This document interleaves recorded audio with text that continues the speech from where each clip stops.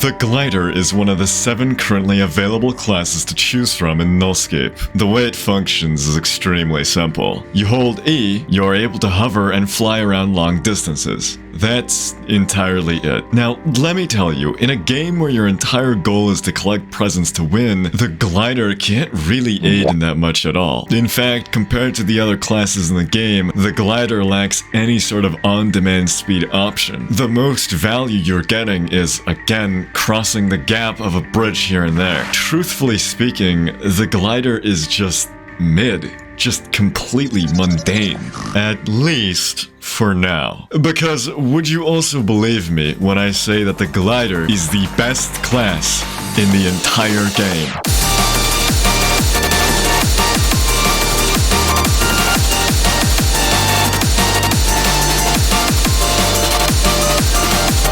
I am being a bit hyperbolic. Someone's already made an angry comment from that statement alone, probably along the lines of the fact that the glider is not actually the best class to play, and actually it's really nuanced. And you know what? You'd be totally right, because I am not a Nullscape pro. However, I will rephrase by saying that the glider is the easiest and best class to use, that even you, if you have no experience with the game, would be able to succeed tremendously. But it doesn't come without some setup. You see, during the game, you have to collect golden presents to be able to afford anything in the shops that show up later in your run. This is where a lot of classes really begin to show their potentials. The glider benefits from all speed upgrades, as your whole thing is gaining momentum in the air. Speed allows you to gain momentum faster. But it doesn't stop there. One of the shortcomings of the early game is actually needing heights to jump from, so you can glide further and faster without falling into the gaping void below. Double jump? No. Triple jump upgrades will help with this. There's a problem though, and quite a significant one. You need money, and with how ridiculous upgrades get during higher levels, money becomes more and more scarce. This is where the ante heightens, and you really need to start considering engaging purgatories. With these purgatory altars, you are able to gain 2 times golden present gain in exchange for a random selection of enemies. This usually isn't bad, since the lobbies you play in usually have other people to help distribute the amount of enemies you're facing. Usually. Okay, actually this is really bad, huh? But here's the thing, you don't have a choice in this matter. You either suck it up and overcome the entity spam, or you end up eating shit later in the run for having literally no money for literally anything. Then you may wonder, what enemies are actually even problematic in the first place? Well, for the glider... Alright, listen, you might be laughing at me right now, but trust me, you'll soon realize that your death comes not from fearsome enemies, but instead the unsuspecting and passively terrifying trip mines that are scattered across these boards. This is your first major challenge, even if you're not a glider. They will always be there, waiting patiently to detonate when you're not paying attention. Unless you play casual. Yeah, that just kind of disables trip mines entirely. Once you've money maxed enough, you'll finally get access to double jumps and air control. This is the first thing that begins to elevate the glider early game. With air control, you are able to choose the trajectory of where you go much easier. As things go on, you will find that it is much easier to discover vantage points littered everywhere. If you really want a bunch more vantage points though, try out jump pads, grapple points, and trio orbs. This will let you really flourish in your tech. As the game continues on, the complexity of the map increases, with zip lines and sky rises forming across the map. Zip lines are very fun to ride on, as you're able to effortlessly zoom across them with all the momentum you gain by gliding into them. I do have to warn you though, because once you reach this level of speed, you start to encounter your first true challenge. I like to call this the brake check. This is the telefragger. A siren is heard, and the telefragger will teleport in front of you in an attempt to collide with you when you're still moving. This is the brake check. Stop moving in that direction, or die. Usually not a problem considering the telegrapher is quite telegraphed by these sparks emitting on your player. But when you're blitzing across the map at record speeds, they can become a highly lethal foe. Fortunately, the telefragger is highly circumventable by the fact that they cannot predict your verticality, meaning all you have to do is move up or down while gliding, until you take this curse called Locked In, which will make telefragger actually attempt to absolutely frame mog your verticality. At that point, you just have to change directions entirely once the telefragger is summoned. But it's not all in vain, because once you surpass surpass the barrier of not dying to random stupid bullshit in the early game, you can die to stupid shit in the late game. But before suffering through that, there are a couple more upgrades that truly elevate the glider to a whole new level of play. Ninja Belt allows you to boost your glider speed when you jump, which is great, but the real big idea is the shark tail. This thing gives you what is the equivalent of elytra fireworks boosting you across the map. The helmet also allows you to bonk infinitely off walls. It will certainly help with these high-rise towers that can go on for literally forever. So long, in fact, that you'd probably be able to reach the summit of Mount Everest faster. And just like Mount Everest, you'll be able to find the corpses of previous hikers that attempted the high-rise before you. However, you will notice that in the late game, things start hitting the fan quite fast. Babies are usually not that problematic, as their trajectory in which they will attack is very predictable,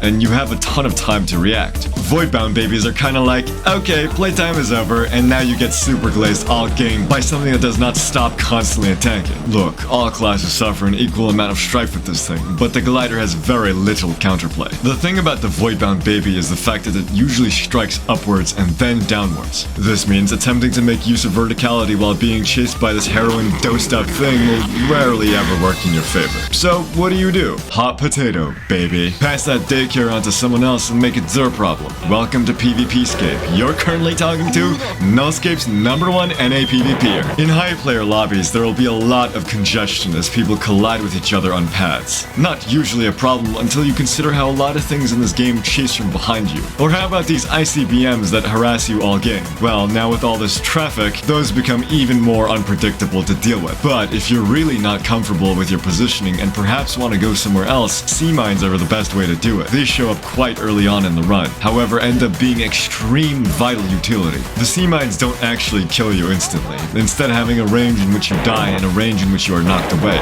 You can use this to your advantage, allowing you to soar through the skies and get a real scope of the entire map to see where you'd like to go next. Barotrauma is an upgrade that makes the blast on the sea mine more powerful. This means the lethal range is bigger, but you can still use it to be blasted away like a trash bag in the wind. Just be careful where you attempt to blast yourself, because otherwise, you just might.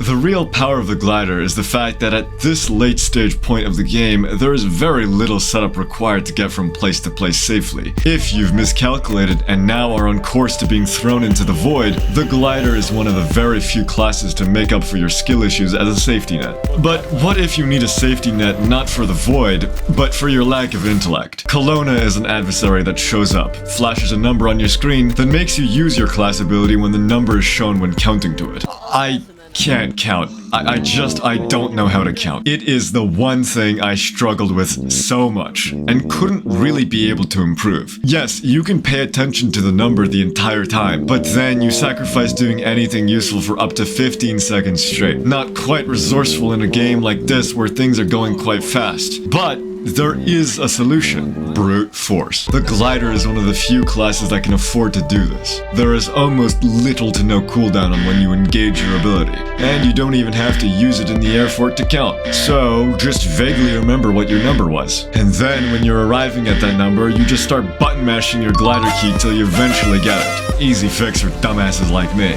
Well, that was until I realized it's way easier to count when you just mouth the number every single time you hear the tick. That kinda solved my issue entirely. But still, if you're an amateur, this might be your way to go. Operator is another adversary you may find difficulties with, their entire gimmick being that you must let go of all keys for a split second for them not to kill you.